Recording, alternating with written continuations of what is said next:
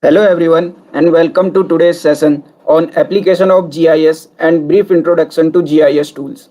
My name is Shubham and will be hosting today's session. Before we start, few things that you have to keep in mind are attendance and feedback form will be shared during the session in live chat box of YouTube, and also the message will be pinned to find the link easily. Any doubt regarding the session can be asked in the live chat box. A recorded version of this webinar will be always available on our YouTube channel, and we have already uploaded the video for installation of ArcGIS 10.3. You can find that in our YouTube channel. Now I would like to introduce today's presenter, Mr. Dipjyoti Gogoi, who is a research scholar in Center for Water Resource Management, School of Earth and Atmospheric Science, University of Madras, India. He had 3 years of working experience as a project associate in Department of Geomatic Engineering at IIT Roorkee. 1 year of working experience as a GIS analyst at Elite Consultant. His current research include flood modeling and microwave remote sensing. He has published 3 research papers in various national and international journals and also presented 5 research papers in various national and international conferences. Now I would like to request Mr. Gogoi to go forward.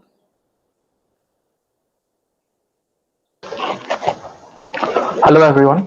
Good evening to all. Hello, am I audible? Yes, sir. Yeah. Yes. Good evening to one and all. To myself, Dipjyoti Gogoi, and today I am going to start the application of GIS and remote GIS and a brief introduction to the GIS tools.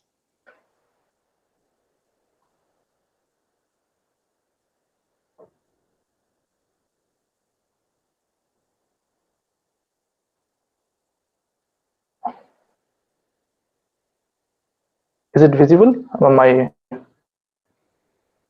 PPT? Yes, sir, it is visible.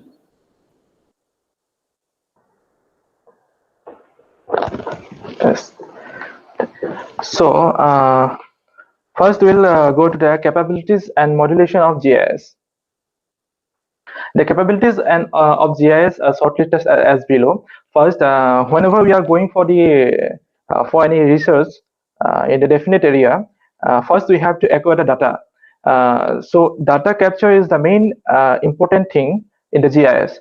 So we have to acquire the data according to our research purpose. Then it comes to the management. In case of management, we have to manage all the data. Just wait.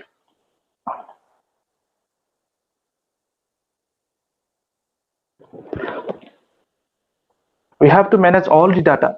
After that, after the management, manipulation comes. So whenever we collect all the data, we have to manipulate it according to our research purpose. After that, analysis. Analysis includes the queries, buffer, then point in polygon, polygon overlay, geocoding, network operations. So it includes like whenever we during the analysis, lots of queries will be there according to the data. And then buffer means in case of buffer, how much the data is extended. And then point in polygon, whatever the data, whether it is in point or in polygon, then polygon overlay, how do we represent the data. Then geocoding, it comes to the some Python and all these things includes. And then network operations. Network operations includes it is completely based on the web JS. Yes. Sir, can you do your PPT in full screen mode? Yeah, it's in full screen. But sir, here is not showing full screen.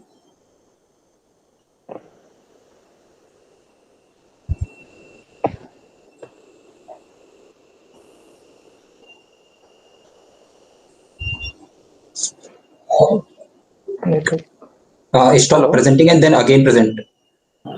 Sir, you have presented the PPT. You just start presenting the full full screen, then it will be available. Okay.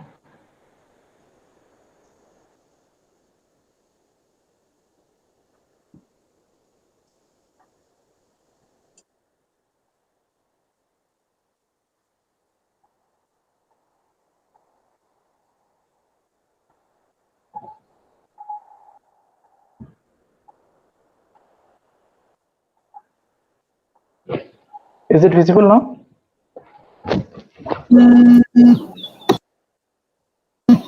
Yes, sir, it is visible in full screen. Yeah, after the network operation, after the analysis, we come to the modeling.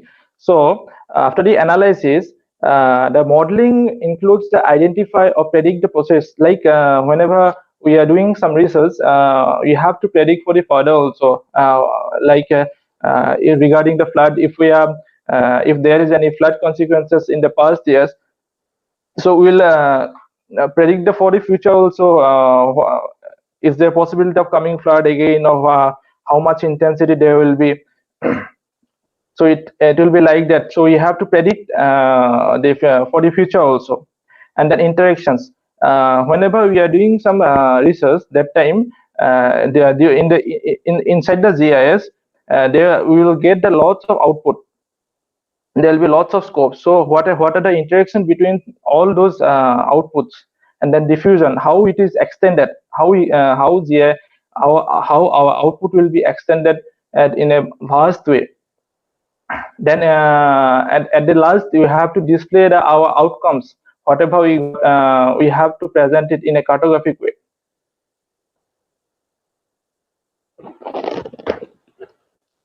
And first, the application of GIS, the first comes in mapping.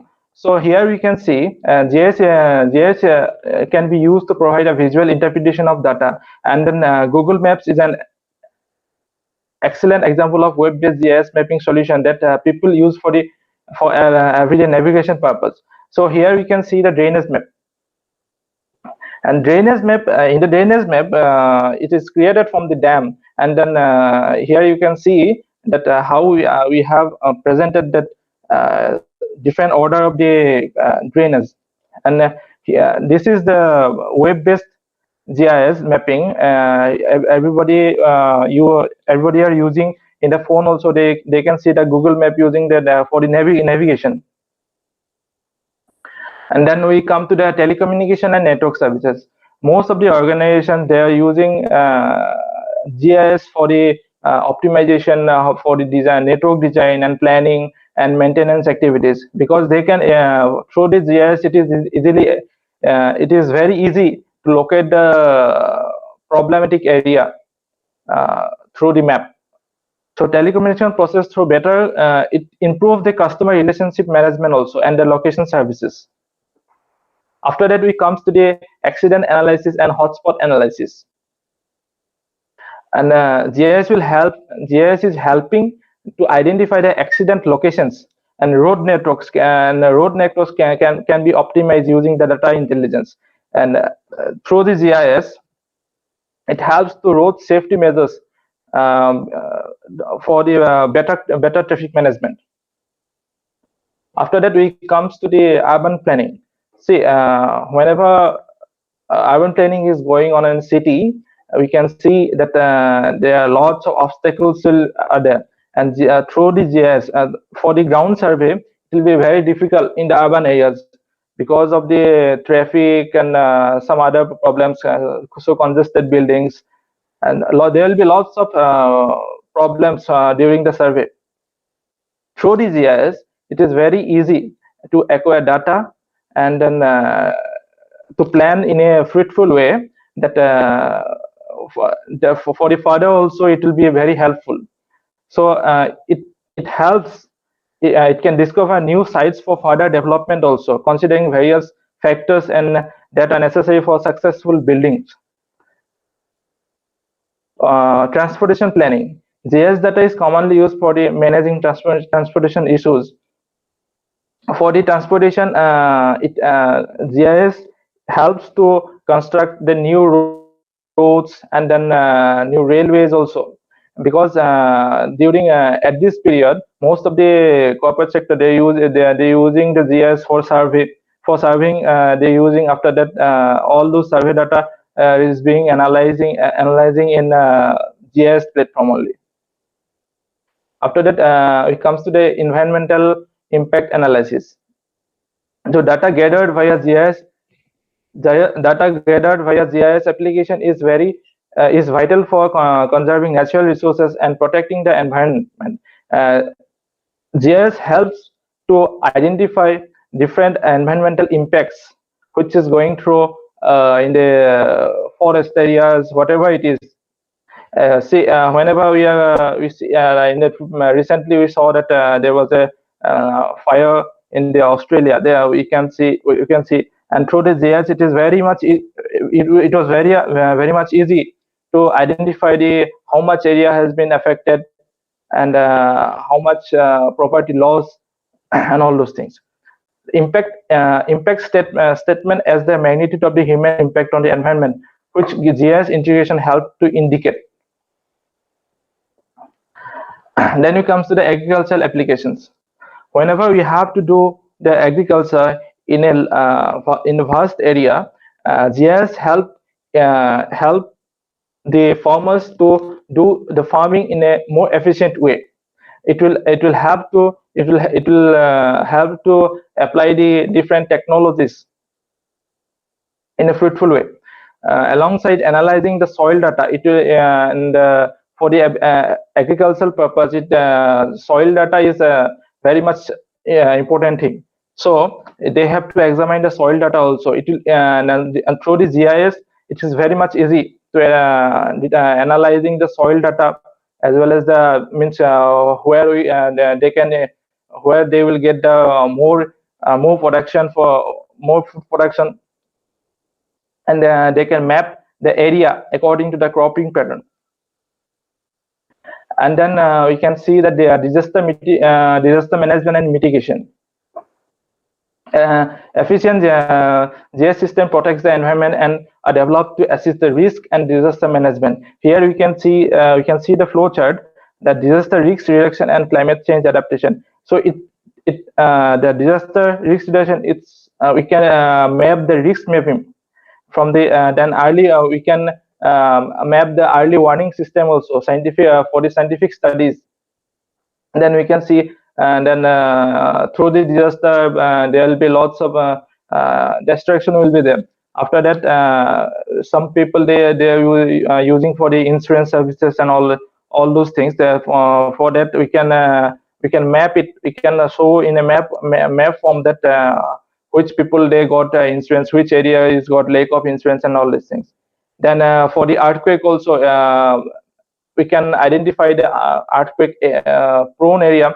After that, how do we we can identify those areas which is totally affected by the earthquake, and there were the destructions.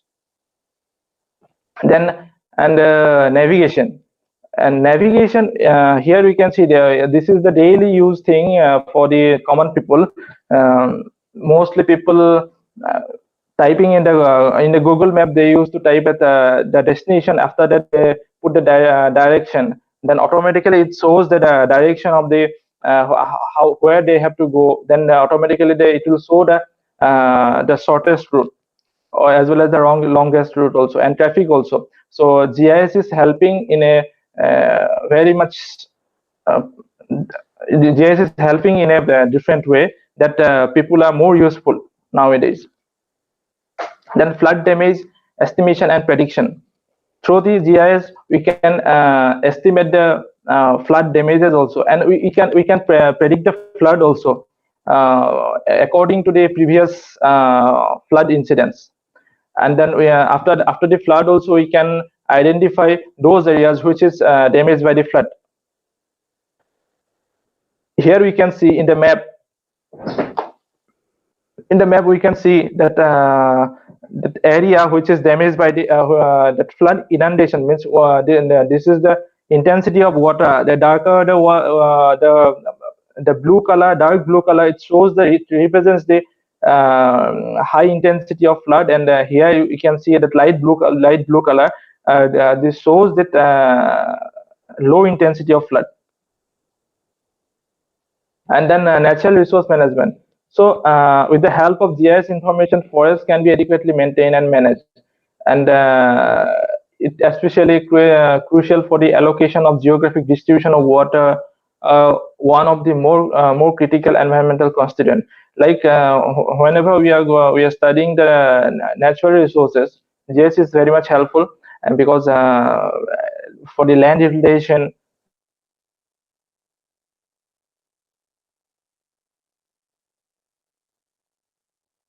to identify the land, for what purpose land is being used. So GIS is helping in the natural resource management also. For the surveying involves the measuring the location of the object on the earth. As we know what is survey. So recently global navigation system, which is you can call it as DGPS, is mostly common for the surveying. So, and the data incorporated into the GIS system can estimate area and prepare digital maps. So here we can see that this is the cadastral map. As we can see that there's a land parcels in the urban area, and we can see that they are having the different specific numbers. So this is done by the surveyors in the ground. Then those data comes to the GIS platform. After that, in the GIS platform, and there will be analysis is done. Then after that, this map has been published. After the surveying, irrigation water management, the availability of water directly affects the crop production in a given area, a given region. See, whenever we are going for the crop cultivation, then we can see that water is very much necessary. So in some areas, water is not available, so we have to provide the water with the help of canal. So we have to develop the irrigation system. That's why GIS is helping in a more efficient way, that it will be fruitful to, it will be easy to delineate from the which way they have to keep the canals, and that agriculture will be more helpful. After that, pest control and management. Pest control is the essential to agriculture production, and GIS technology plays a vital role in the mapping out infested area. Sorry, infected. And organization can consequently develop more effective pest management plans with the help of GIS. Here you can see that in USA that for the reference only use this map, and you can see that this area is according to the infection of the pest, they have identified which pest is affecting those areas. After that, satellite data download. So there are lots of free data access from where we can get the data. Like USGS, from the USGS we can download the Landsat data, which includes Landsat 4.5, Landsat 7, Landsat 8. Then we can download the SRTM data also. SRTM means that Shuttle Radar Topography Mission. And then that SRTM DAM, which is the 30-meter resolution. And from the Bhuvan, we can download different thematic layers, and including rainfall events, then land use, land cover, like that. And we can download the Cartosat dam also. And the Cartosat dam is of 30-meter resolution in the Bhuvan. ASF, from the ASF, it's a Alaskan satellite facility. From the ASF, we can download the satellite, Sentinel data, and then we can download the Alos Pulsar dam also. And this dam, Alos Pulsar dam, it's a 12.5-meter resolution. This is one of the freely available high resolution dam.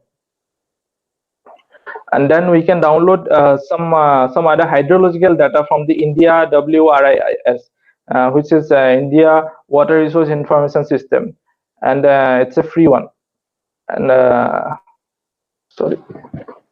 And then we can download some other climate related data from the National Center for Medium Range Weather Forecasting, and it includes evapotranspiration data, rainfall data, temperature data, humidity data, and all those things. After that, I want to show that how do we download the Landsat data from the USGS. So first you go to the Google, then you can search that USGS Earth Explorer, and then you can click on the USGS Earth Explorer. After that, one window will appear. That there you can see that top right corner there is a login. There is a login button. So there we have to see. There we have to click the login button. Then one more window will appear. There you can see the sign in, because without login you can't download the data. So you have to create a account if you are a fresh user. So do I have a account of the USGS? Then directly I am signing in. Otherwise, all the participants, I am requesting, if you have to download the data, then I am requesting you to create an account. After that, after the login, here you can see that my name has been appeared. Then here you can see that address place. In the search criteria, I'm giving the address place. Then you can see the address place, and then I'm just put the address of the Chennai, and then I have clicked on the show. Then automatically in the below you can see that the address place we have, which I have searched, and along with the latitude and longitude appeared. Then if I'm clicking on that address place, then we can see that in the right side we can see that in the map we can see that one place mark has been appeared in the map, and then we can, along with the latitude and longitude. After that I'm selecting the depth, because according to the study purpose it will be vary. For this study, actually I want to show the how to download the Landsat data. So I'm downloading the Landsat 8. That's why I'm putting that 05, like it's a month, May month. So for 1st of May month to May month 2020 to 2021. So within the 1 year, which is the better image I will download. So we have to give the date. After that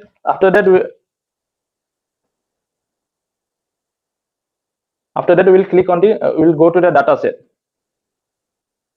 Then we can see lots of option will be there. Aerial imagery and AVHRR, commercial satellites declassified, then digital elevation, data line graph, and digital maps. Lots of option will be there, and then we will select the Landsat, because I want to show how to download the Landsat data. That's why I have clicked on the Landsat. Then 3 more options appeared. Then we can see that the Landsat 2 and Landsat level 2 we can't download it. It's on demand, like we have to pay for it. So Landsat 1 level, Landsat 1, Landsat collection 1 and level 1. So we have to download the level 1 data. Then I have clicked on the Landsat 8. Here you can see I have clicked on the Landsat 8. Then directly we'll go to the result. Directly we'll go to the result. Here we'll click on the result. Then searching for the Landsat 8 images. What are the images come under that area? So here you can see that lots of images appearing. If you are going down, then you can see that lots of image will be appear. Then we have to check that whether which image is cloud free, because for the study, it depends upon the research also, for which study you are doing. Like if you are downloading some data, Landsat data, you have to check that whether the image is cloud free or not. because if you are if there will be cloud on the images, then there will be a shadow of the cloud which is showing in the ground also. So it will comes as a black portion. So that portion sometimes you can't analyze all those areas where the shadow came shadow of the cloud came. Then directly you can click on the download button, then automatically the image will be downloaded. And then we can see as software that ArcGIS 10.3 software has been provided. I think GeoVigyan has provided all the softwares. So I hope all of the participants have installed the ArcGIS 10.3 as well as the Google Earth also. So and then Google Earth is freely available in the website also. So after that the data input. So in the ArcGIS there are two type of data. In yesterday's lecture also, now Dr. Namada ma'am, she has mentioned that she has mentioned about the raster data and vector data also. And here I'm again repeating the same thing, that and two data inputs are there, raster data and vector data. So raster data, it will be in the image format. So which recently I have showed you that Landsat data, that will be in image format. That one is the raster data. And the vector data, from that image, whatever we are creating, that point, line of polygon, those are the vector data. After this, I am going for the some introduction to the tools of the ArcGIS.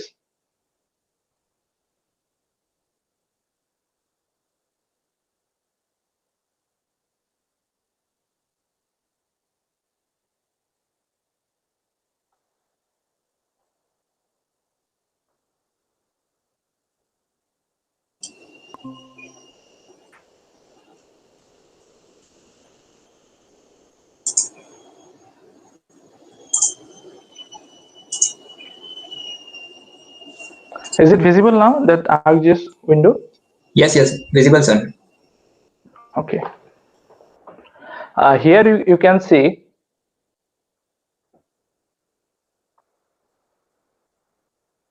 all the here's the ArcGIS 10.3, and then it's shortly called as the ArcMap, and there will be lots of options will be there, ArcMap, and then ArcScene, ArcInfo, lots of options are there.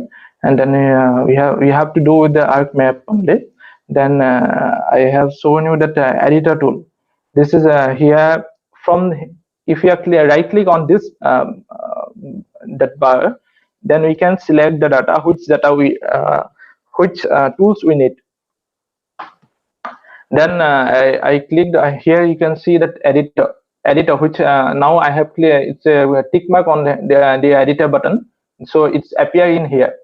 So editor, from here we can start the edit. Like we have the save file, and then we have the save file. Then for that save file, to edit that save file, whether it may be polygon or polyline or a point, so we have to start edit. Then we'll after editing, we have to stop, save it, then we have to stop it. And lots of other tools are there, like construct points according to the lines, according to the points, they will construct the different points also. And then copy parallel, there will be if there is one line, with reference to that line, they will we can give the distance also, and within that distance it will automatically create one more line. If we have the two polygon, then we'll use the to merge it, to make it one polygon, we'll use the merge button. Then if we need to extend the area, then we'll use the buffer button. Then union, we have to combine it with everything, we have to combine it, then we'll use the union. Then clip means to extract one area, specific area from the big area, then we are using the clip button. Anyway, I will show everything in the practical way also. Now I'm just giving an introduction to the introduction of the tools only. Then we can see the spatial adjustment.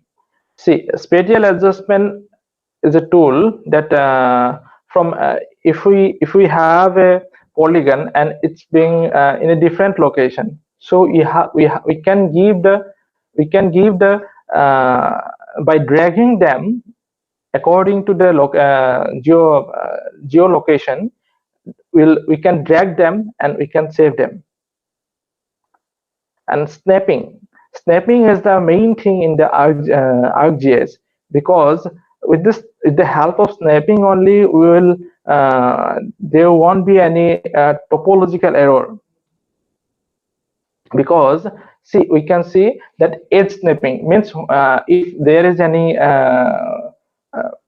there is any edge of that edge if there is the edge of that polygon, then we can snap, we can directly touch by moving the cursor. You can directly click on that edge, then we can join it with the another polygon, like that. Here vertex snapping, then end snapping, then point snapping. It is very much important tools in the ArcGIS. After that, advanced editing tool.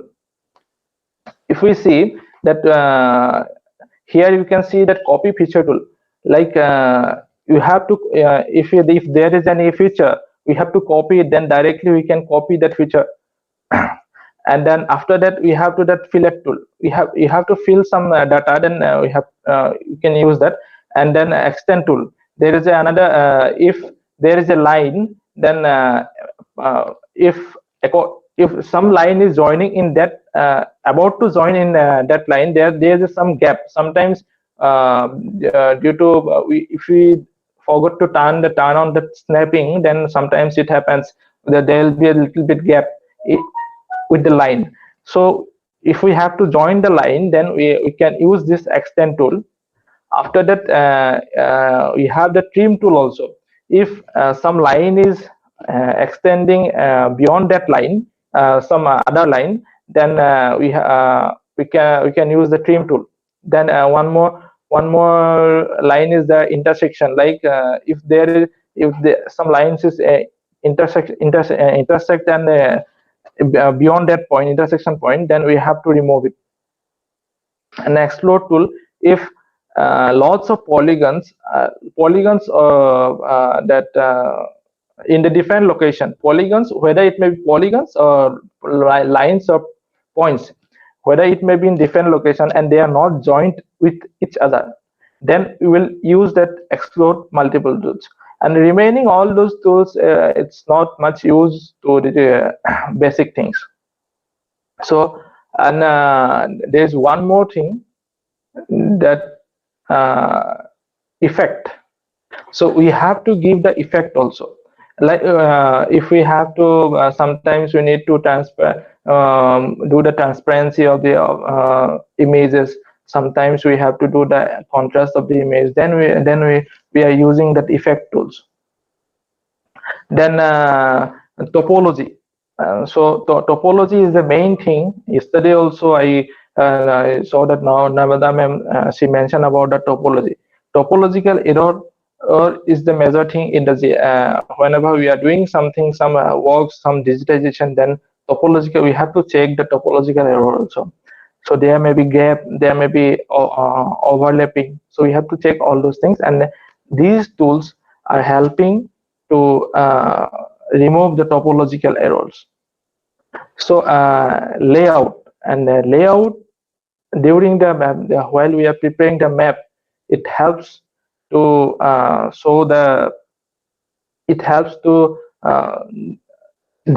design the map layout. After that, data-driven page, it's like sometimes we have to divide the maps in a different pieces. Usually this happens with the large-scale maps. So we have to divide in the different pieces. Then we are using the data-driven tools. Then sometimes according to the data, we have to rotate that map. Then we are using the data frame. So now I will show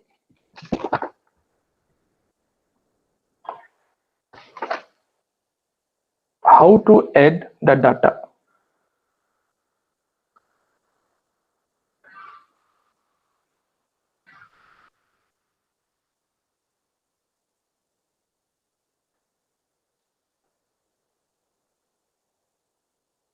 Here you can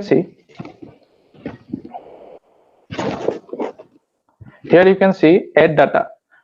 From here we can add any data, whether it may be add base map, or we can add data from the ArcGIS online also. We can add data, and from this one is the offline, means if we have the image along with us and the satellite images along with us, then we can add the data.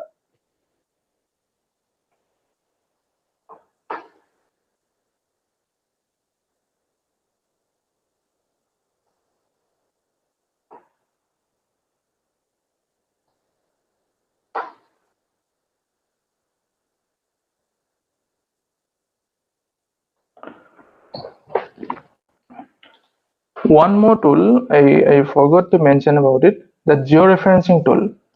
Actually, through the georeferencing means that this is a simple image, and we have to give the actual lat long of that image. See, if we see in the below of the ArcGIS, we can see that in the top below of the right corner, you can see that there is unknown units. It shows the unknown units because this image doesn't have any coordinate system. So we have to give that coordinate system. So for this, what we will do, we will georeference the image. We will give the actual coordinate of this image.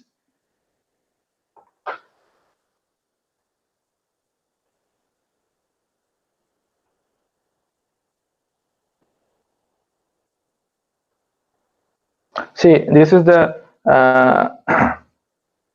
longitude and latitude. Here you can see.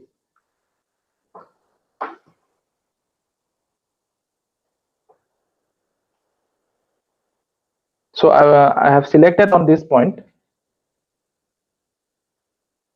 and then I'm just clicked on this point because this is the intersection point of these two latitude and longitude. And then I'm right clicking here, input XY.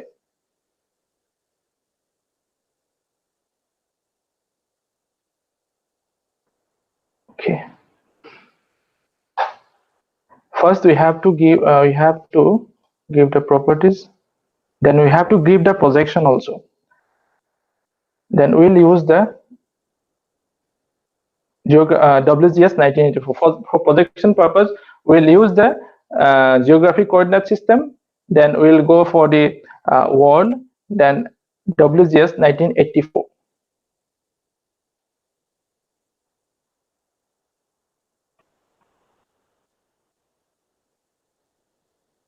Then we can see because earlier it was not this input DMS and lat long, this tool there doesn't appear because I didn't put the projection system. After the putting the projection system, it automatically appeared. Here you can see we can put the DMS.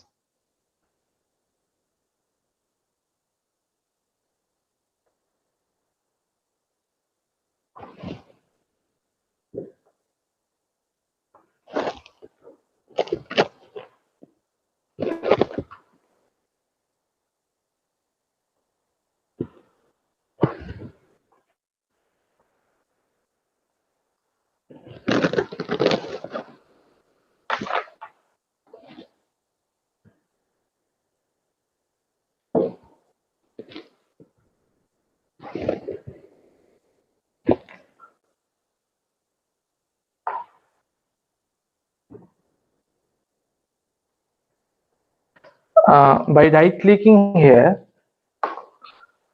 we'll go to the zoom tool. Means the full window, it will appear. The full window will appear in here in this window. Then we'll go to the next point. Through this tool, we can zoom in.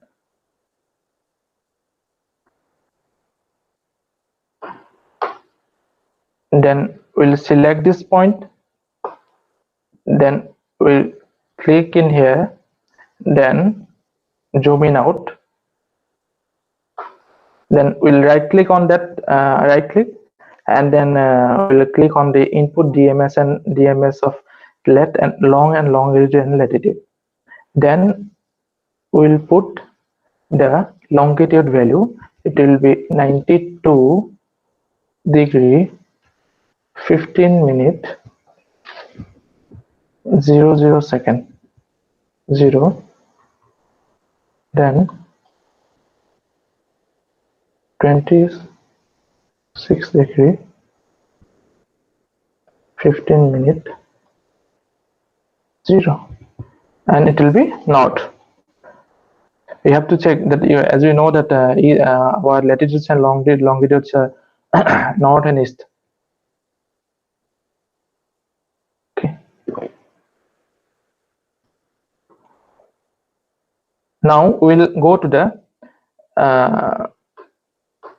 bottom left corner. We'll zoom in.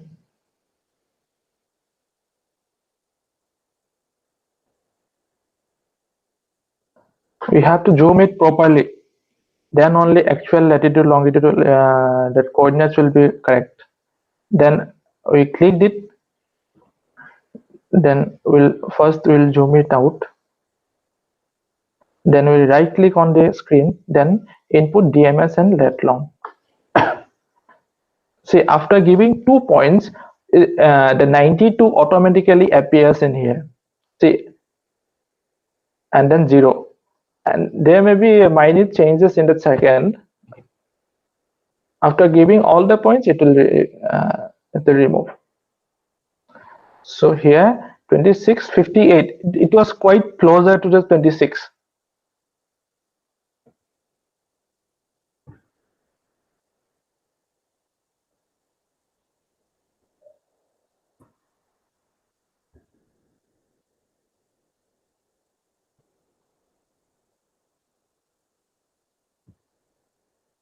And then we'll go to the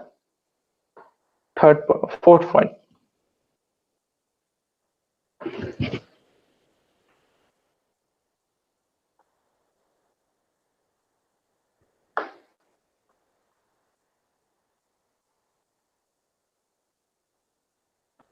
And then we clicked it.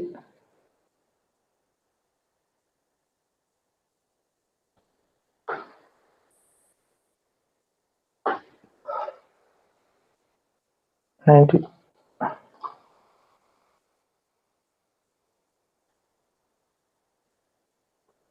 92 degree 15 minutes 0.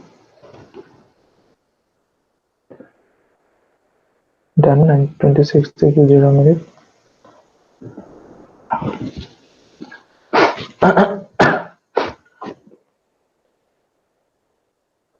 Now you can see, and this image is now georeferenced. Now this image is in an actual coordinate system. This image is having actual coordinate system. So after that, we have to export it. We have to make a copy of it. Either we have to update it. We just gave the location only. For this image, we just gave the location. We just layout. But we have to export it either, or we have to rectify it, or we have to update this image itself. If we don't want to update this image, then we can make a copy of this image. So we'll do rectify. For update georeferencing directly, we can update this image, or we can rectify it. We'll rectify it. We'll make a copy of that image. Then we'll give the location. Here you can see that output location. We'll give the output location. Then we'll go to the output location, georeference. Then we'll give the location. Add. Here only we have to put the location only, that output folder. Here we'll give the name 83B4, then we'll write it as rectify.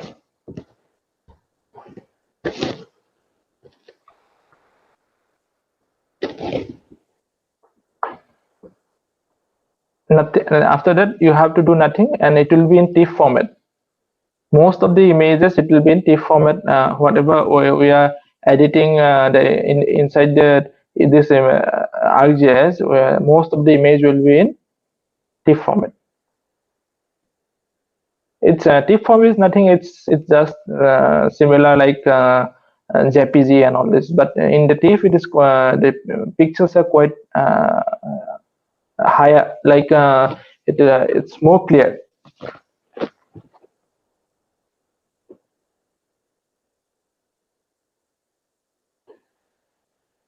So it will take little bit time to make another copy.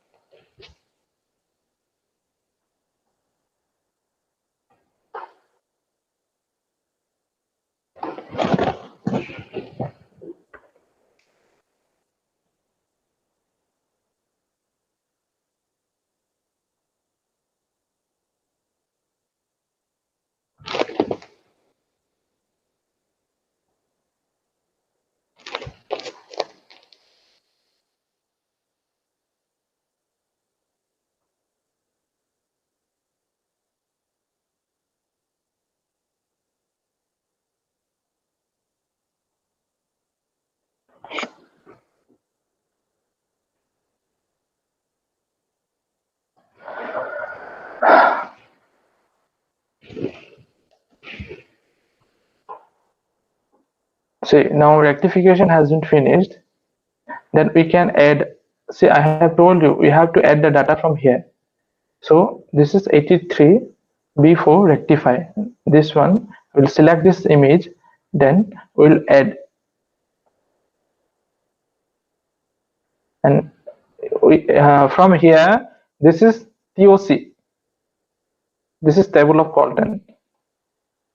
Means whatever images shape file we have added, this will be appearing here. You can control it from here. Here you can remove it. If you have to remove, if you don't need these images, you can remove it. And many more other things are there. Later on I will tell you. See, now you can see these images, and it is having that.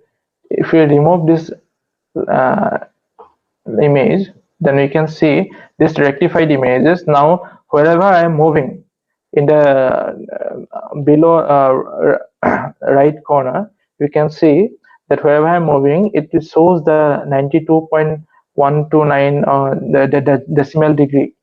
It's in a decimal degree. It shows its locations. And then from here, now you can see that one of the major thing of the ArcGIS is this is that Arc toolbox. Here you can see Arc toolbox. There is an option here, that Arc toolbox. If we are clicking here, then you can see this is the Arc toolbox. All the tools of the ArcGIS are in this this box. You can see that 3D analysis tool, all the 3D analysis tool related to the images you will get in the 3D analysis tool. Like some other analysis tool for the images, clip, for the shape file also, clip, select, split. Lots of tool will be available in here, analysis tool. And then you can see the cartographic tool also, like data-driven pages. If you have to create the grids, then you can create that grids from the data-driven pages also. And then you can generalize. There will be lots of options are there: aggregate points, aggregate polygons, like that. You can generalize the images. Then one more thing, most commonly using the conversion tools, because sometimes what happen, whenever we are getting some data, sometimes it may be in Excel format, or sometimes it may be in points format, sometimes it may be in camel format that is using in Google Earth. So sometimes all those points are in camel format. Then we'll convert this camel to layer. Here it's a kind of conversion thing. It's a conversion tools. All conversion tools are here only. From the PDF also we can convert it to TIFF, and I mentioned that TIFF and that images. Then from the raster also we can convert it from the ASCII, then float, points, polygon, polyline. Like from the raster also we can convert it. It's a conversion tool here. Then interpolation, data interpolation tool, some kind of related tools that interpolation tools are available here. And data management tool, inside the data management tool also there are lots of archiving, attachment, data comparison, then features. From the feature also add XY coordinates, and different features are there, like feature to line. If we have to convert the polygon from features to polygon, like if we have that we have some line, then we can directly convert that line to polygon, but we have to close it. We have to close the polygon. We have to give a shape like the polygon, then only we can convert it.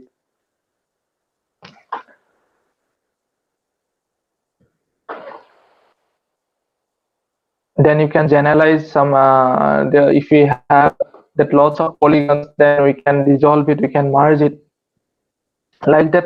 Lots of data management tools are there. Then after that, mostly we're using that spatial analysis tool. And this is related to the image analysis. It's a kind of image analysis tools. Lots hydrological tool, basin. Mostly we are working with the dam, because hydrological tool it requires the dam only mostly. Then some other map algebra is the raster calculator. We have to, if we have to combine, if we have to do some NDVI or some other parameters, then the indices, then we have to we can do the raster calculator. Then with the map we can use that some other float, some other lots of options are there. Then if we have to create the contour from the dam, then we can use the surface. From the surface we can use the contour, create contour. Then if we have to if we have that dam, then from the dam we can create the hillshade also, then slope, like this we have to create. Now I'm going to show that how to create the shapefile. Before that, I'm introducing that catalog, Arc catalog. There is a one more option are there, catalog. Means from this we can reach our hard drive. Like see, I have give the location of my files. From here we can see the location of my files. See, I have added. From here we can add we can connect to the folder, our destination folder, from which folder we want to do our work. We have to give the folder connections from here. After that we'll go to this folder, then 19th May, then test, then we'll go to the georeference. See, here you can see the georeference. Here all the images. See, I have rectified these images, and now I can see these images in here. You can see, you can reach here, we can reach the folders, all those folders. Then I will show. First I will create one folder. here I'll show you how to create folder inside there through this catalog. If we right click here, Google Images, then if we right click here, then new option will be there. Here you can see that shapefile. There are lots of options are there: folder, files, geodatabase, personal geodatabase, layer, group layer, and lots of options are there. First, we will create one folder. So and so far now we have to give the folder name. Then we'll give the name test1. We'll name it as a test1. Then we just clicked outside. Then here nothing is inside the test folder, nothing is there. So now we'll do the right click. Again we'll right click on, sorry.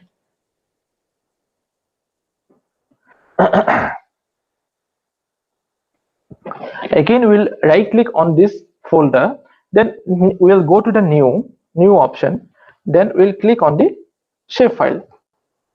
See, now new window appear in the ArcGIS window.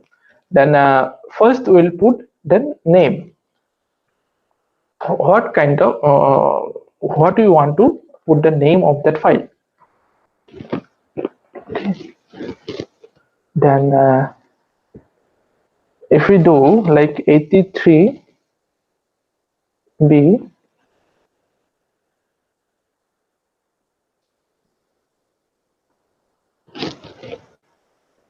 83B, then underscore. See, we have to put the underscore whenever we are creating some file name or some shape file.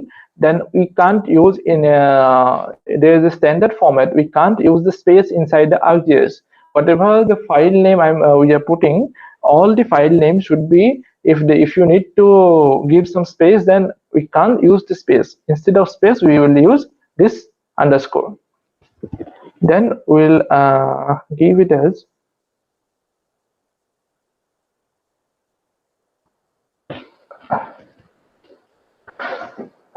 build up.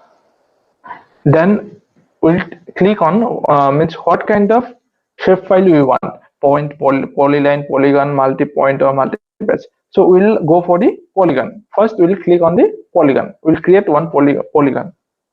Then we'll give, see in the description you can see that unknown coordinate system.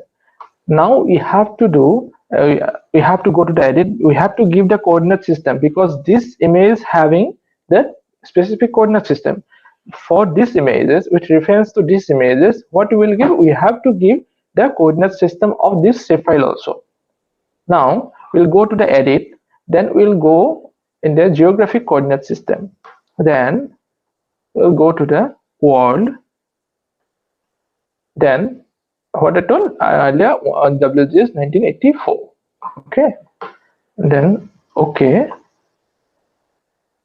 No need to click on all those things. Just click it. Okay. See, now here it appears, and one you can see the shape file in here also. But nothing is here because we didn't create any shape inside this shapefile. This is the shapefile only. This is the file only. Inside the file, we have to edit it. So now I'm zooming in. Sorry.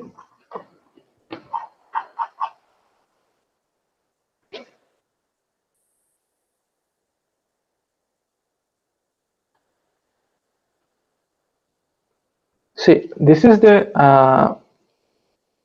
place inside the topo sheet. I gave the name that as the file name as built up.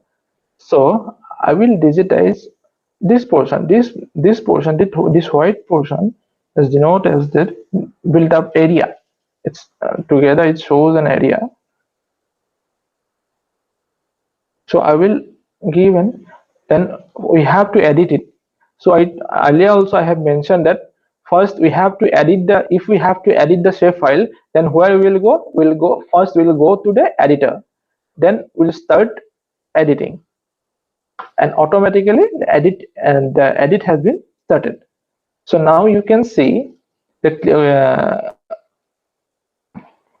and so we have to then we have to take the feature also for this for this shapefile, what kind of feature we want to draw. So we'll click on this create feature. Okay, there's that option here, tool is there, that create feature. We'll click on here, then automatically that create feature window will appear in the right corner, right side. Then we'll click on this. Now we'll select. Sometimes what happen, there will be lots of shape files inside that and the GDB. I will later on I will tell you regarding the GDB. Now we will click on this shape file. Then we can see that polygon, rectangle, circle, ellipsoid, like what kind of shape we want to give. So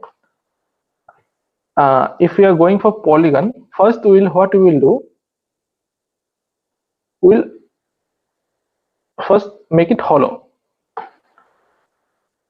We're just giving the outline only. We'll give the red color. Then you can see that start editing. Then if we click on this file, then you can see that you can select polygon as well as rectangle. You can the polygon direct, we can give polygon, means it may have the different sides, lots of sides. And that if we are editing like rectangle, then it will create only rectangle only. So if you have to draw then circle, then you can directly draw the circle. Select the circle, then just draw the circle. You can, if you have to ellipsoid, then see. And then freehand, if you are clicking here directly, you can draw. Just single click and just move your cursor, then it will automatically create the shape. And then autocomplete polygon. Mostly in the GIS purpose, people use the autocomplete polygon for the digitization, because autocomplete polygon,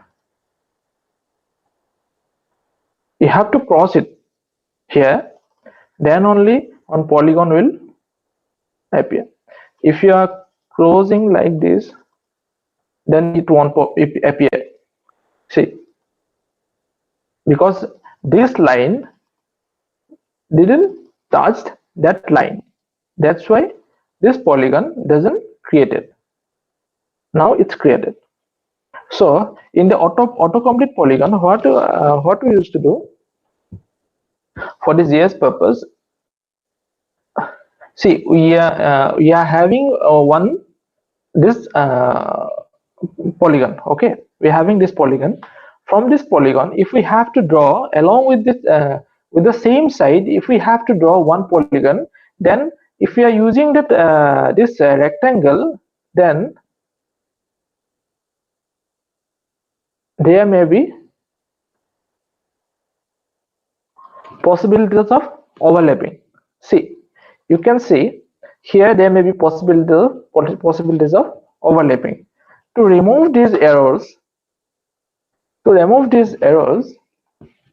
we used to do the autocomplete polygon. See, now there is no errors, sorry, no gap or no overlapping in this polygon. So for this mostly digitizing purpose, people used to do the autocomplete polygon. If you need to prepare the circle, it's a different thing, because very rarely using circles, because but in the polygon also same thing. If you are creating that polygon, then you don't know the shape. So, like sometimes what happen in here, you can see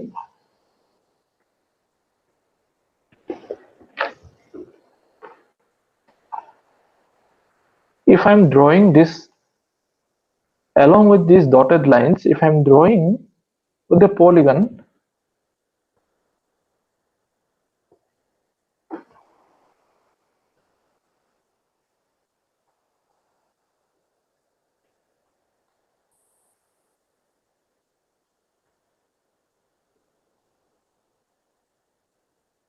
along with this polygon, then after that, if I'm again using this polygon, we can't follow all those. There may be some gap. It will take time to remove the gaps. See, there was a gap because we don't know how many vertex we have added, how many vertex inside for this line, how many vertex we have added. So along, we have to go along with the vertex. So that's why what we used to do, if I'm using the autocomplete polygon, then automatically with the reference with this line, with the reference with this line, it will create the polygon in the next beside these polygons. So this kind of errors are called as topological error. This small kind of errors are called as topological error, and sometimes it may be overlapping, like here. This is also topological error because here two area has been added. Like for this polygon also, one area is including. It's a doubling of the area. So this is called a topological error,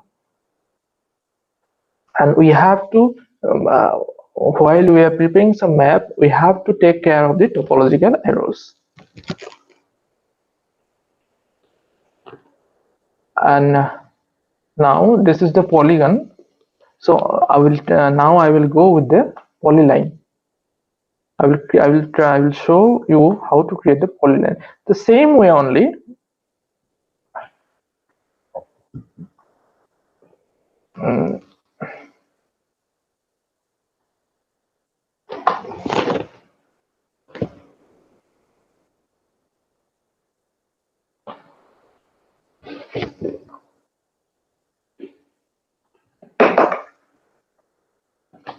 Polyline, then we'll give the coordinate system world, then 1984,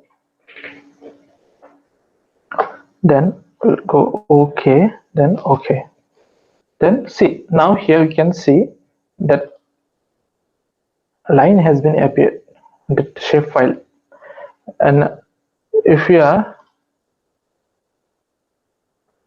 going to if we are editing the start edit, then it will automatically started the editing.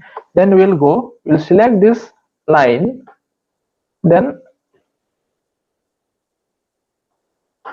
here we'll draw the line. Here you can see along with the road I'm drawing one line, so I'm changing the color. That will be better. If I'm drawing one line according to this road,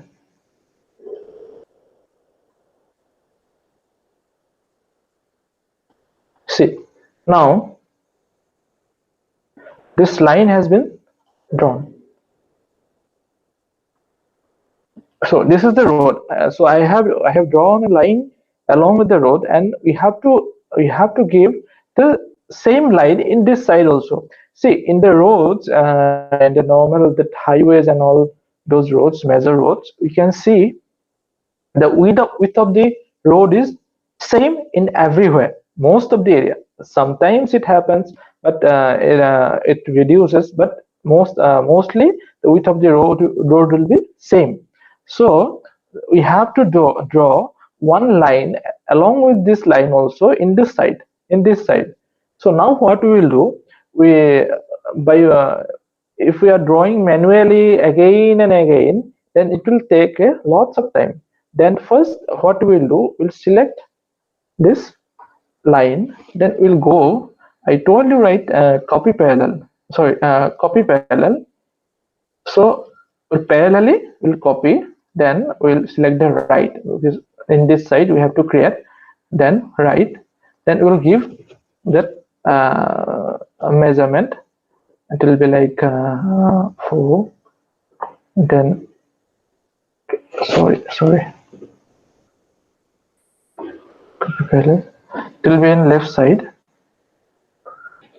so 5 if I'm putting, then see automatically the line has been created. Again I'm showing, see, first we have to select the line, then we'll go to editor, copy parallel, click there, then here that distance will be 0, then left you have to draw the line in this side, then we'll we can draw it in the both side also, as well as left, right. So we'll select the left, then it will be metered, then we'll put the number 6, then according to the width we'll put 6. See, automatically the row and the parallel line has been drawn. Like that we can draw the lines. For the road purpose only I showed this line, but for the line you can just normally you just draw the lines only here like this. So for the drainage also you can draw directly like this.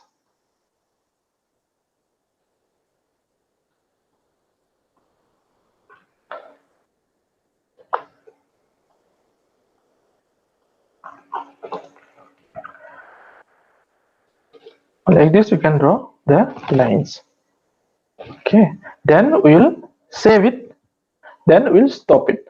If we have to save the data, then we have to do first save it, then we have to stop it, then only our data will save.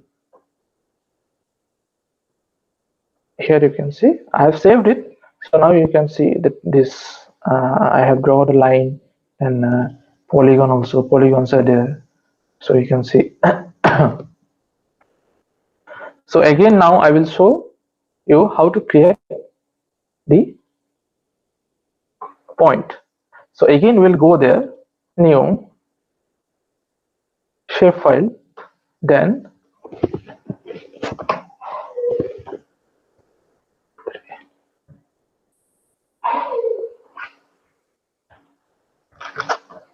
point, then point, we'll give the coordinate system WGS 1984. Okay, then we'll first give the point corrected, then now what we'll do, we'll put some point in the built up areas which is scattered, then we'll go to editor, then start edit. So we'll click on the create feature, then we'll go there, then point, then just put one point, just click, just single click, it will create the point like that. Just single click, it will just create the point.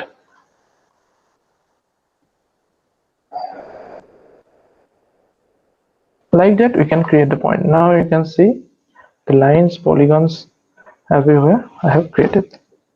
So now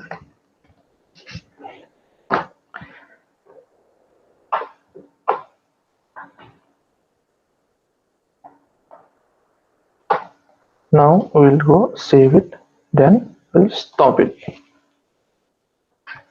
So like that, and after that we have to save it,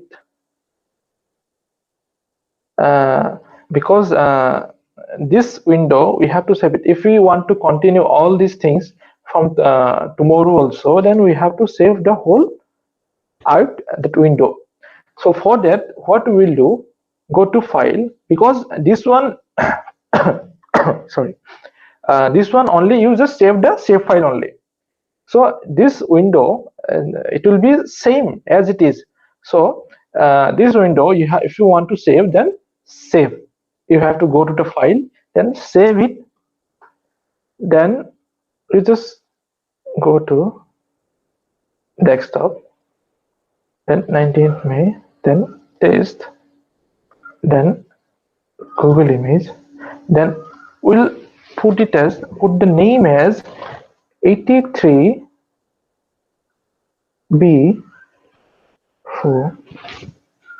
Okay, we just gave the name 83B4.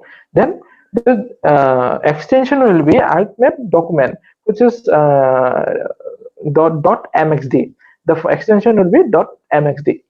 If you save it, then this window will appear. Tomorrow we can directly start it from here itself. If you are now, if you are editing, if you reduce the size, the size will be reduced. Now again, if we edit something, then directly we can save it from here. First you have to save it from here also, then you can save it from here, then just save it, then tomorrow just close it, then tomorrow you can start it from where you left. Then we'll go to the how to create GDB.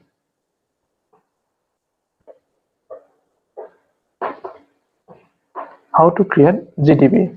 Then I told you, for the any creation of file, you have to go to the Arc catalog. So here I have clicked here, then a window appeared in here. So now I will create a GDB.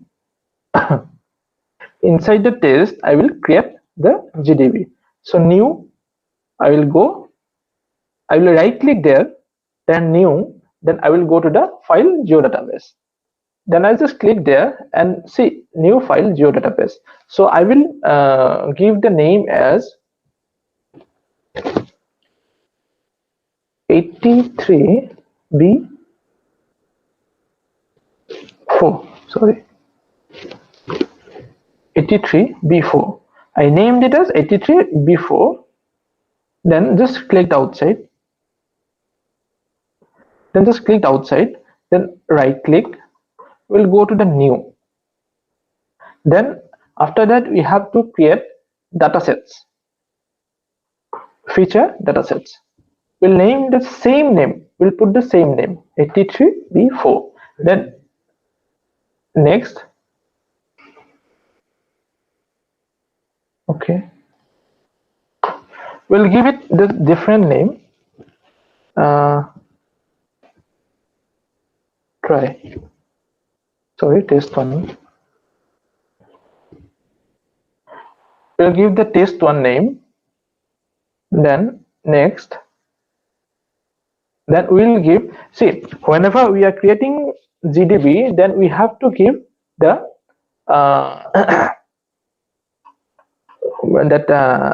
projected coordinate system. We are not giving geographic coordinate system. You have to give the projected coordinate system, as we yesterday also mentioned regarding the geographic coordinate system and projected coordinate system. Projected coordinate system will be in meter, and geographic coordinate system, it will be in decimal degree or DMS.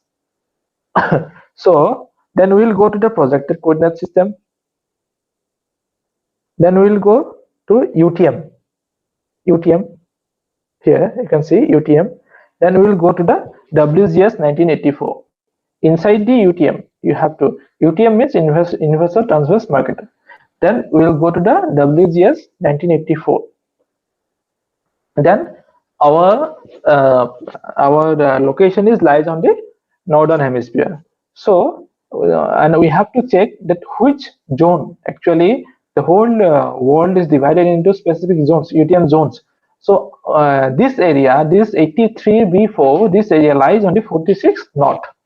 Though I am familiar to this area, so I'm giving the 46 north. I have just selected 46 north. Then next. Then no need to click on here, just next it, then just finish it.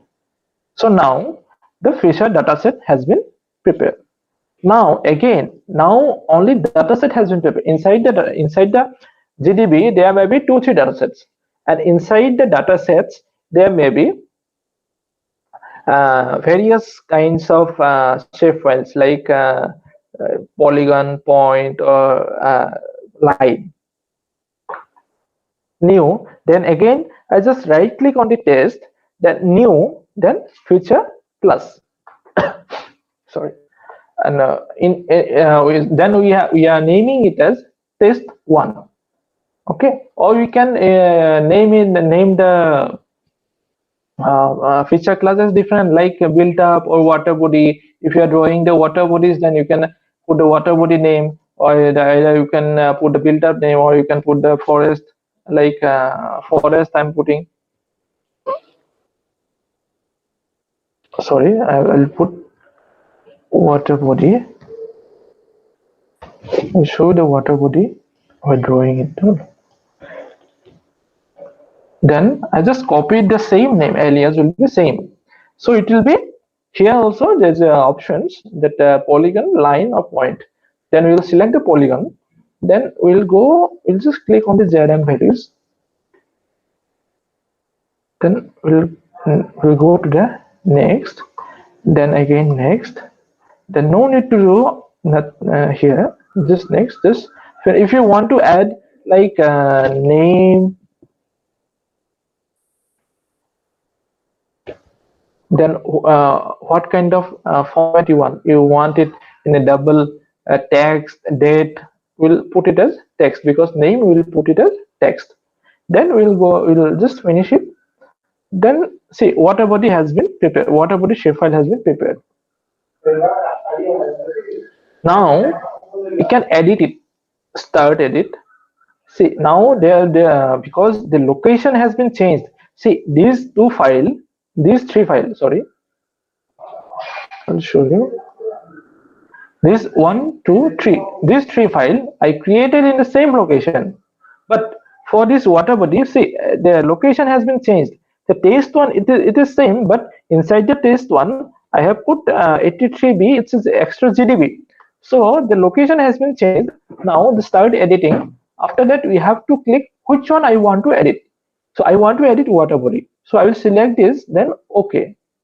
Then the editor of the water body has been started. Now you can't edit this one. 83B you can't edit. You can edit only water body. Now click on water body. Then you will use the autocomplete polygon. Then we'll find a water body. Then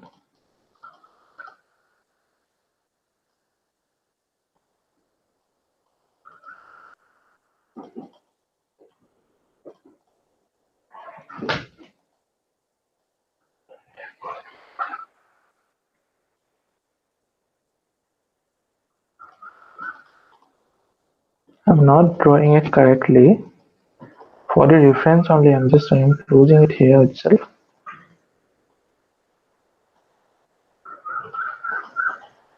As you can see that we have also limitation, time limitation also. So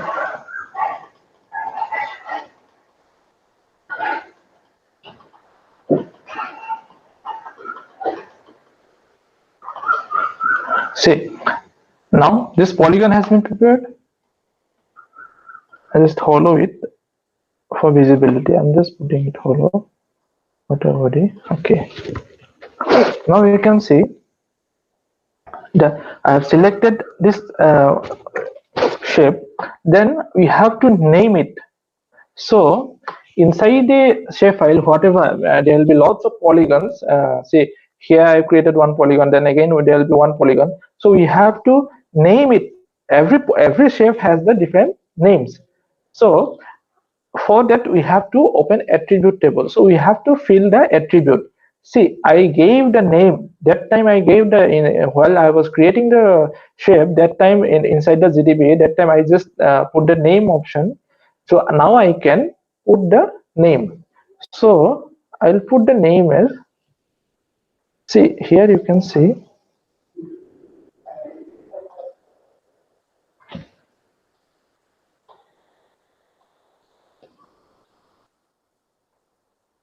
here's the attribute table, and here you can fill the attribute table name attribute. Here you can fill the attribute name, then JALIKHOIL. Then I just named it this polygon and Jalikorabil. Then the name has been appeared. It had been registered. Now, if you are creating many more polygons, every polygons, if we want to put the name, then we can put the name, because every polygon having their separate identity. So now name has been appeared.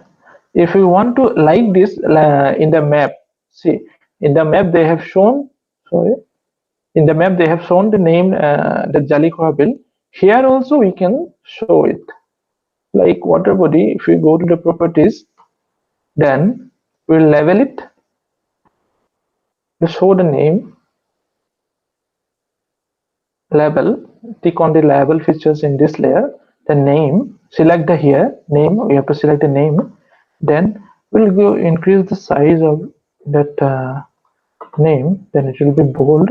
Okay, see now the Jalikorabil name has been appeared here. See, like that we have to do all these things, and I think time is about to finish. So for today I'm concluding here only. Tomorrow I will continue with from here only. Okay, fine. Thank you, Dipjyoti sir. Now we will be having question round. Yes. So we will be having questions from our YouTube chat section. Yes.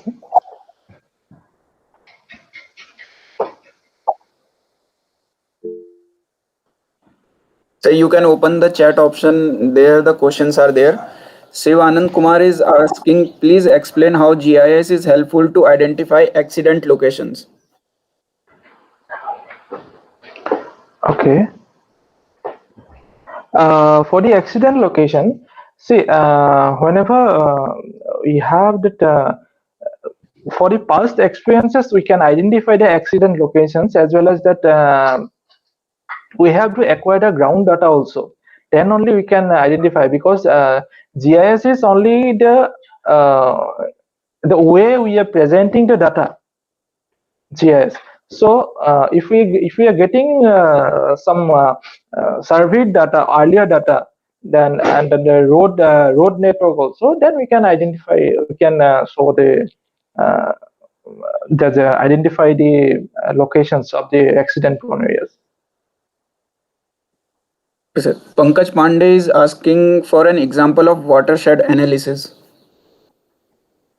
Sorry? Pankaj Pandey, he is requesting to take one example of watershed analysis. Watershed analysis. Yes. Like see, if you are going for the hydrological thing, then watershed analysis, like what you call in GIS, you have get you have to get the watershed shape, the shapes from the water resource board. Then you will get the you can work with the watershed analysis. After that, you can do the watershed analysis. Then with the help of dam, from the dam also you can add the watersheds, like that. Okay. So Anand is asking how GIS helps to defend our country, also how it helps Indian Army and military sources. Okay, regarding the military sources, see, we have through this GIS, because now GIS has been developing so fast, and then we are getting live data also from the satellites. Then, but those are not those are restricted to the governments. So GIS will locate the different positions of the boundaries conditions. Then after that, it will help to for the Indian militaries also to delineate some other different problems regarding the boundaries and all these things. So GIS will help a lot in a way. Sridharan wants to know the recent application technology on agriculture using GIS. See, nowadays, for the agricultural purpose, most of the people for the commercial farming, they're using the drones. So, and GIS is only the platform. Earlier also I have mentioned GIS is only the platform.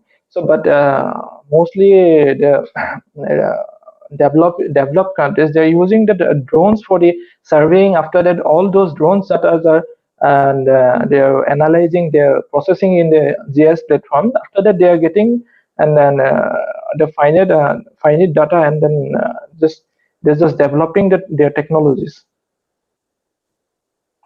Question from Mangalayambam.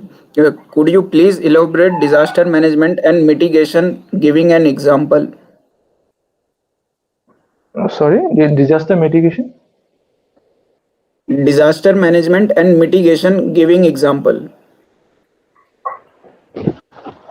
Okay, see, and during the Kerala flood, if we see that that time, when the flood was there, that time the drone has been used for the delivering the foods and lots of things they used for the drone, and then for the mapping also the drone has been used. So this is a kind of also disaster mitigation program also. And then after that also you can see for the river flood, we can see that we can find the river route with the help of the images. After that we can analyze, and it will help for the settlement also, which is settled in the bank of the river, and it will through that the GIS is helping in the disaster mitigation program also. So Surya Pratap wants to know the difference between land use and land cover. Land use and land cover both are same only, nothing else, and it's the same thing only. Land use and land cover, not much difference in between the land use and land cover. Sir, Mondeep wants to know that how can it help in precision farming? Precision farming, that I didn't know about the precision farming, so I don't think so. I can prefer someone else. Sir, Grish Chandra Pandey, his question is, what is Shuttle Data Topographic Mission SRTM? Yeah, SRTM, it's what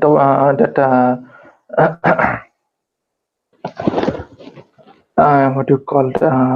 It's a SRTM. NASA has released that the shuttle the topographic mission to monitor the Earth with the help of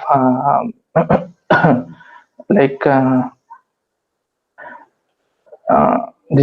to give the digital elevation model, as well as that it will create that topographic database of the whole Earth, and it also reduces the SRTM also. Like that, it will be to monitor the Earth surface only.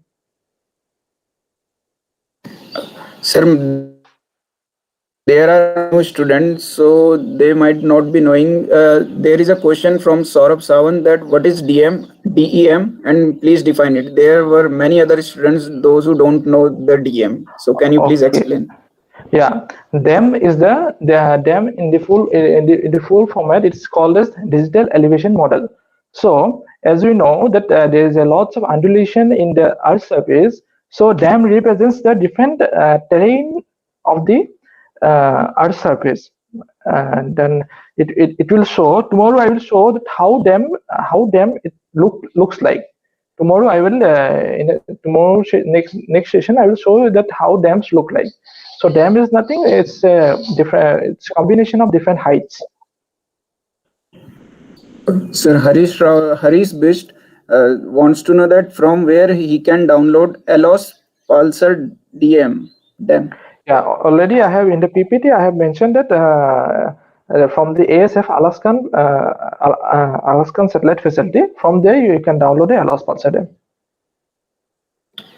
So Farman Khan is asking, how can we erase feature if we select a wrong polygon? If you select the wrong polygon, then okay. How can we delete it? Yeah, you can delete directly. There is a delete option. I will show you tomorrow. Because through the practical only it is possible to show how we can delete. There is a delete option also. Thank you. Sir, there is a question about what about cloud cover tab?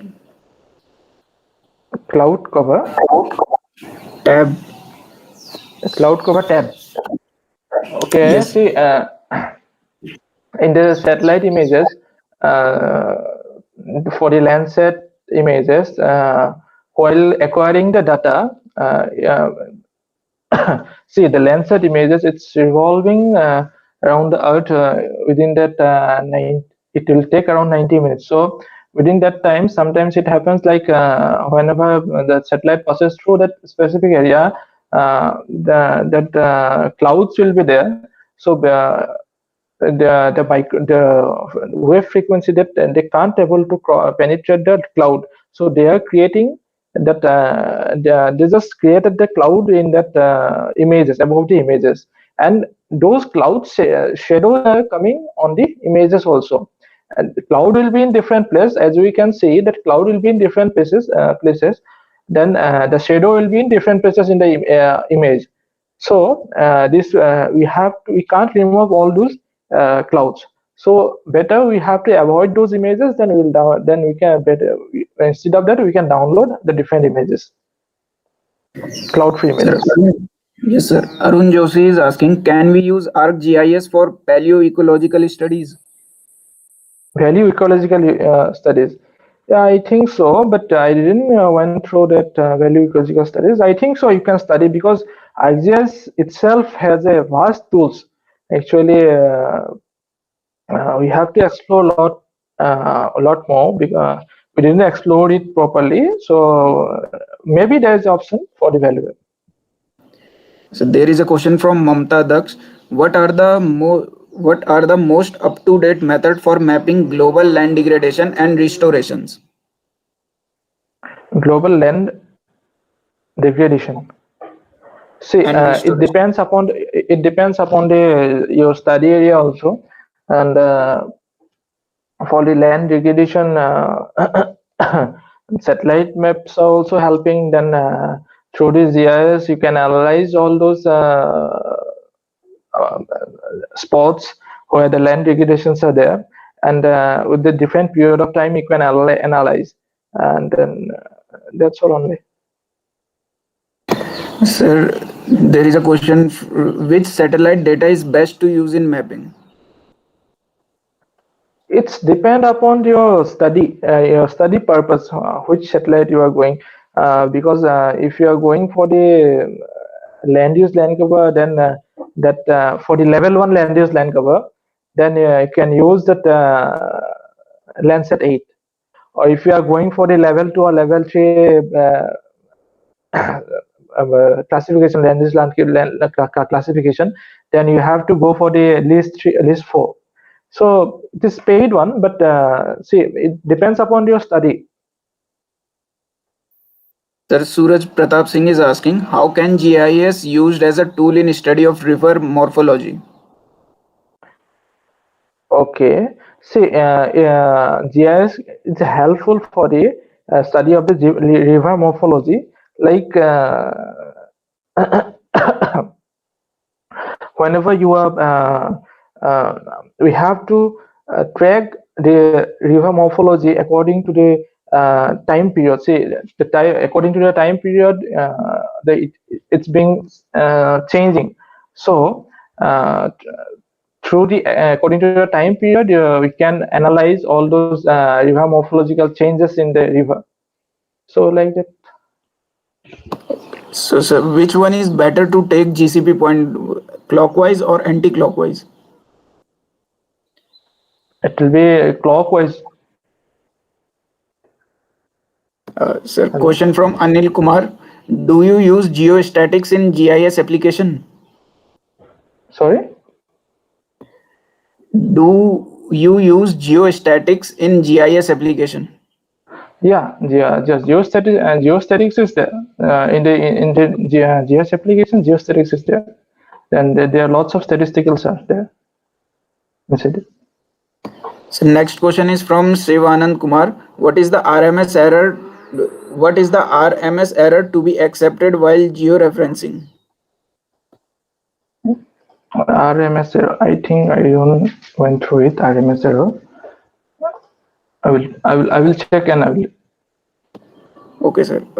There is another question from Reshma. How to convert TIFF file to shape file? Is there any process?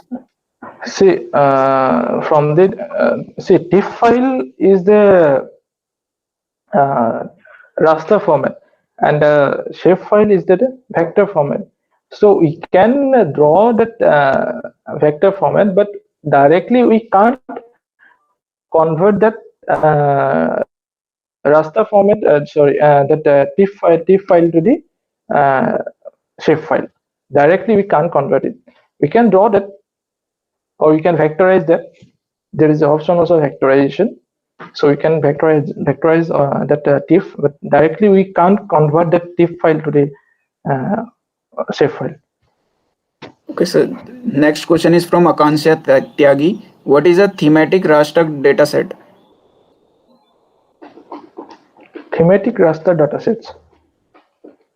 See, whenever we did some research, after that we get some after that we get some output, that map is in the raster format only. So thematic raster analysis, like whenever we did some research, after that whatever analysis we have done according to that study area, that is called a thematic raster analysis. The next question is from Sajin Sivan. What is the difference between georeferencing input X and Y and input DMS of longitude and latitude? Yeah, it is a different format only. It will be in decimal degree, and decimal degree it will be in 0.1, and then both are geographic coordinate system only, GCS only, but the format is different. One is in a minute format, minute, second, degree, minute, second, and another in decimal degree. Both are same only, but format is different. Next question is from Ramesh Ganapati. What is difference between updated georeferenced and rectify? Yeah, see, whenever you are georeferenced one image, and directly if you don't want any copy of that image, directly you can update it. If you want another copy of that image, it will be, you can rectify it, and the older image it will be same as it is. So that's all. That's so you're by rectifying, we're just making a copy of it. That's all. The next question is from Kashwang. Can we add vertex in a polygon after completion of drawing polygon? And can we rectify the topology error? Yeah, we can rectify the topology error. We can add the vertex after drawing the polygon also. We can add the vertex, and tomorrow I'll show you. Then after that we can rectify the topological error also. I will show how to remove the topological error. The question next is from Grace Chandra Pandey. How can we know that what width should be given? Sorry? I think this is incomplete question. He is asking what width should be given and have not written for what the width is to be given. Okay. So we will go to next question from Lenu. How did you remove gap from polygons? Please explain this point once again. I think they will need to see the video once again for this. Yeah, I will show you. I will show it tomorrow, the topological error. Sir, Devasis is asking why we use projected coordinate system. See, in the GDP, we have to do the we have all the measurements whenever we are doing in the GDP, inside the GDP, it needs the projected coordinate system, because projected coordinate system, it will be in meters. So we need the measurement also of the line or polygon. Then if you need the polygon area of that polygon, then we have to do with the projected coordinate system. Otherwise, you can do the, if you need the lat long, only lat long, then you directly you can do with the geographic coordinate system. Next question is from Devasis Sahu. Sorry, we have taken this. Meher Singh question is there next. How can we add point data of major Indian cities on a shape file of India online? Online. See, you have to do with the ArcGIS online. Then you can add the points. There will be option for the ArcGIS online. So you have to contact with the S3, but offline you can't get this point. So you can't add on in online. So you have to contact with the S3. After that, you can get the online ArcGIS. So Himanshu Rawat wants to know that how we can download DEM data from Bhuvan. Bhuvan, there is an option for the to download the DEM data from the Bhuvan. I will show you. The next question is how is GIS used for waste disposal analysis? GIS analysis. Sorry. How can GIS be used for waste disposal analysis? Yeah, we can identify the waste disposals locations. After that, among the major cities, we can see that lots of waste disposals are there. So we can identify all those waste disposals, and we can map it according to our study purpose. Next question is from Sankalp. How GIS help in mining industry? Mining industry, you can say for the mining, we can identify the mining sites, and then there's some other technologies where we can use that mining map will be there. Then we can that depth of the mining also. Some other technologies has been now coming that we can find through the microwave remote sensing. We can identify the mining depth also. Like that, we can analyze with the GIS, with the help of the GIS, and GIS only is the platform only. Next question is from Yogesh Yadav. How GIS is useful in climate change resilience and adoption? Yeah, climate change resilience, like in the climate change, and like we can show the different climatic conditions with the help of the GIS, like early warning system, and then we can publish the map according to the climate conditions, and MD also doing the same thing only. So like that only GIS will be helpful for the climate resilience. The next question is from Manisha Singh. How will this help in forecasting the disaster in Uttarakhand region? As recently there has been many cloud bursts in Uttarakhand. So how can this help in forecasting them?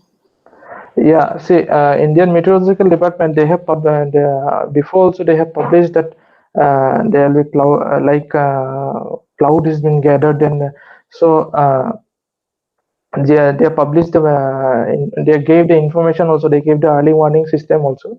So through the GIS, with the help of remote sensing and GIS only, they are using, and they are giving that those taking the precautions for these natural calamities. Next question is from Charan Prakash.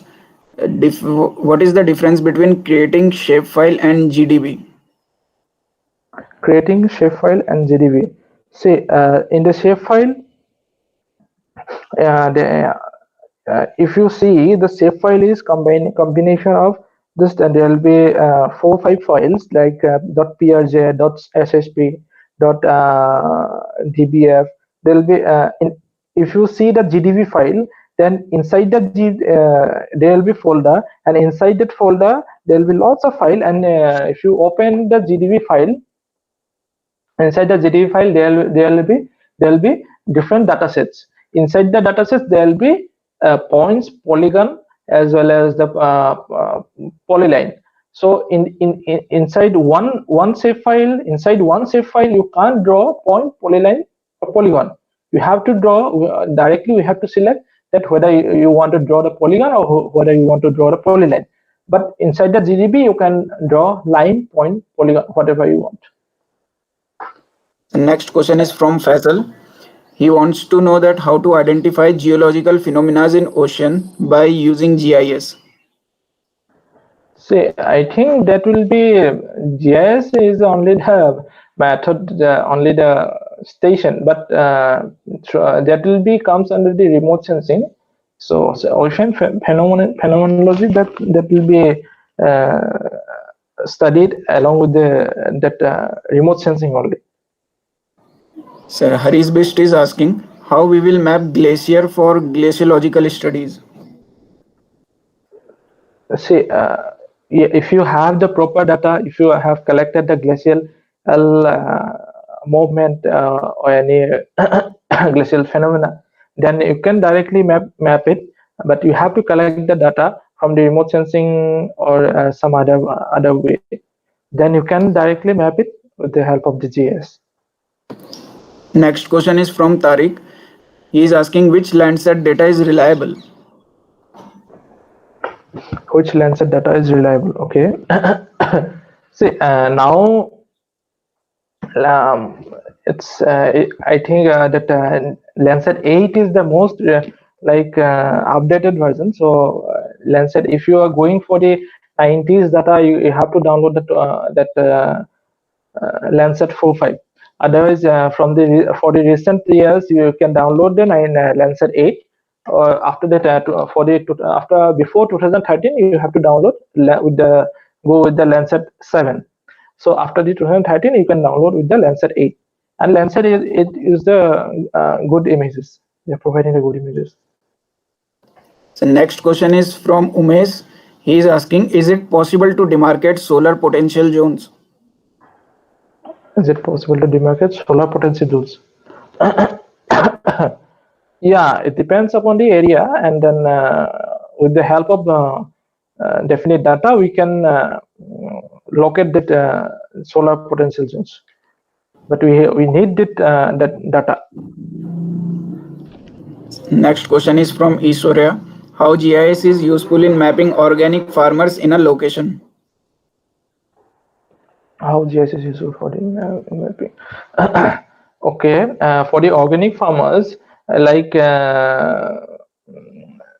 have to update the location according to the location, and because you have to go through the survey also, as well as that, and the GIS will help them to locate all those things, and then through the remote sensing also he can identify the farming. But through the remote sensing, it will be difficult to identify the organic farming. So we have to survey also. We have to go to the area also. Then only we can. Yes, sir. Next question is from Naveen. How to classify calculation in LULC? How to classify calculation in? Sorry, I didn't understand the question. How to classify calculation in? We can classify the land use land cover according to the pixel. So this is a part of the remote sensing. So next question is from Neha Jaiswal. Can ArcGIS be used for moisture content for a particular site? Can ArcGIS useful for the moisture content? So ArcGIS, I don't think so. ArcGIS can be useful, but we can see if we have the proper data, then we can identify. So there is a request from Ashish Vadwani to please demonstrate hand-on Arc toolbox. Okay, tomorrow I will show the I will give some introduction to the Arc toolbox.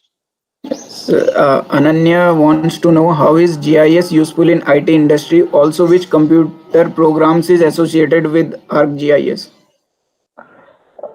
Okay, and how GIS is useful with the IT industry. See, most of the IT industry, they are using GIS because now it's GIS and remote sensing. It's emerging in sector all over the world. So all the projects, uh,